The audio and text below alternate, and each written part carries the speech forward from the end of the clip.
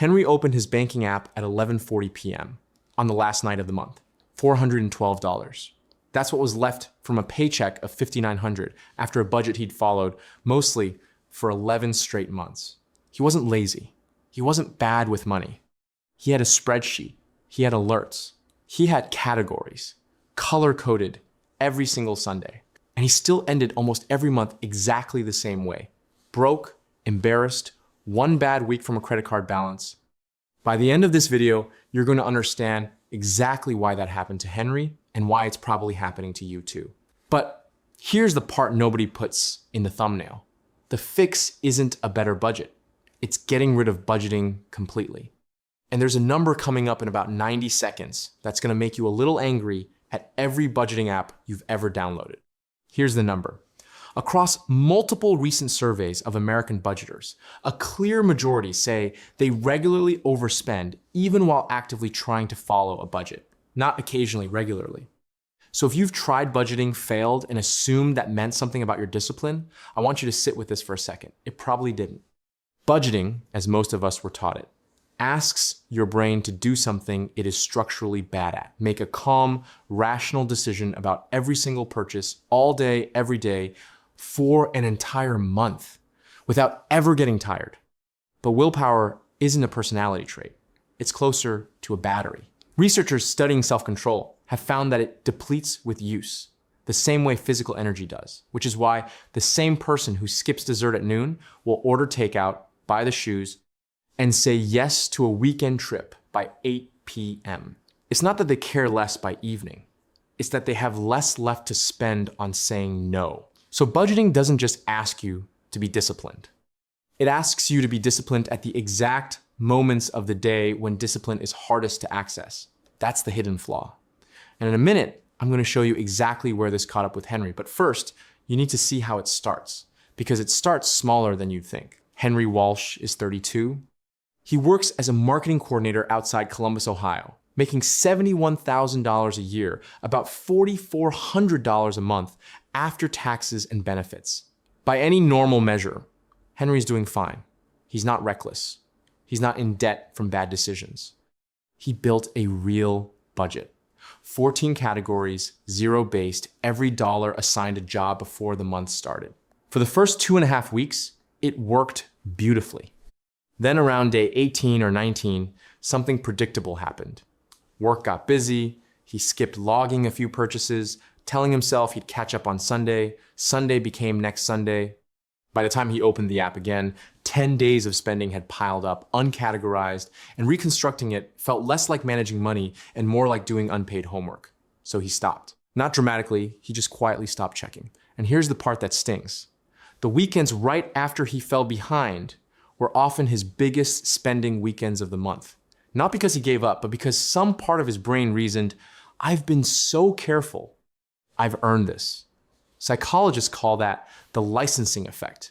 Progress on a goal becoming the very thing that gives you permission to undo it. Henry wasn't failing at budgeting.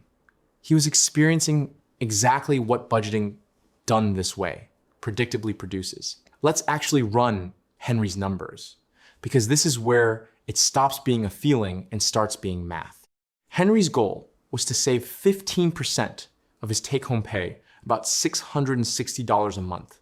But because his plan depended on him manually moving money after covering expenses, what actually got saved depended on how disciplined the last 10 days of the month had been. Some months, $400.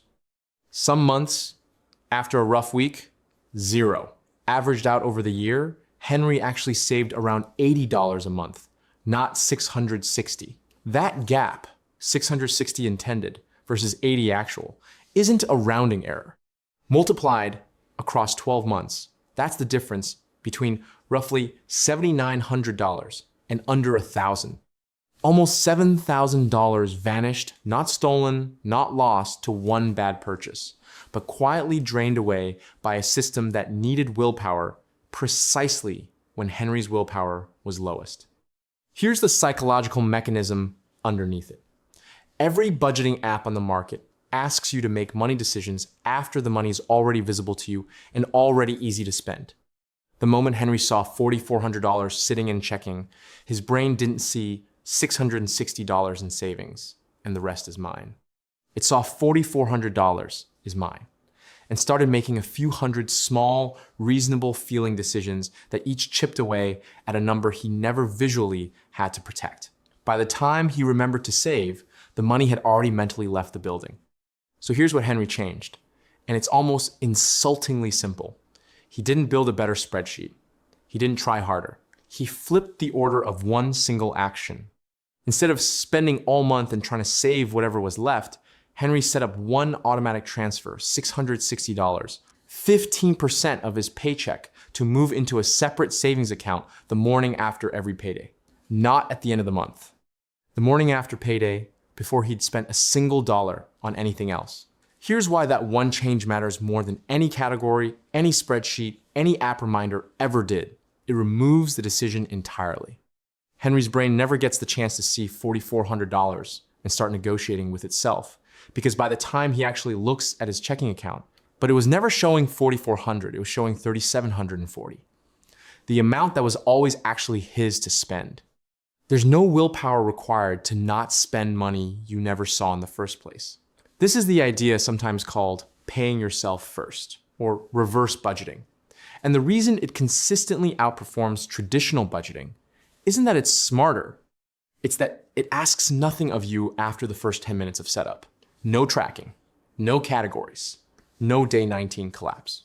The system runs whether Henry's motivated that week or not, whether he's tired, stressed, or distracted, because the only willpower it ever required was used once on setup day when his motivation was at its highest.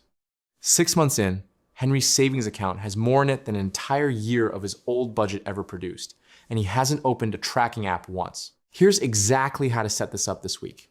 In 3 steps: easy, intermediate, and advanced. You don't need all 3 on day 1. Start with step 1 and add the rest when it feels natural. Step 1, pick one number, a flat dollar amount, or a percentage of your paycheck.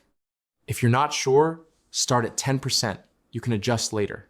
Open your bank's app and schedule one automatic transfer from checking to a separate savings account timed for the day after your paycheck lands. That's it. One transfer, one time setting it up, and you're done. Step 2. Once that transfer is running on autopilot for a couple of paychecks, automate the next layer, your fixed bills and any retirement contribution through your employer. The goal is that the only money you actively manage day to day is true discretionary spending. The money left after savings and bills are already handled without you. Step 3, add a friction barrier and a growth rule. The friction barrier. Move discretionary spending to a separate account with its own debit card, so your savings account isn't one tap away during a tempting moment. The growth rule. Every time you get a raise or bonus, increase your automatic transfer by $25 to $50 a month before that extra money becomes part of your normal spending, which protects you from lifestyle inflation, quietly eating every future raise. Henry didn't fix his money by trying harder. He fixed it by changing the order of one transfer. If you've ever felt like a failure for not sticking to a budget, I hope this is the moment you stop blaming yourself for a system that was never built to survive a real week. If this changed how you think about your own paycheck, send it to the one person in your life who's downloaded 5 budgeting apps and given up on all 5. They need this more than a 6th app. Subscribe if you want the next one, because next week I'm covering the version of this system for people carrying high interest debt, where the order changes completely. And down in the comments, tell me the one number you're going to automate this week. I'll be reading them.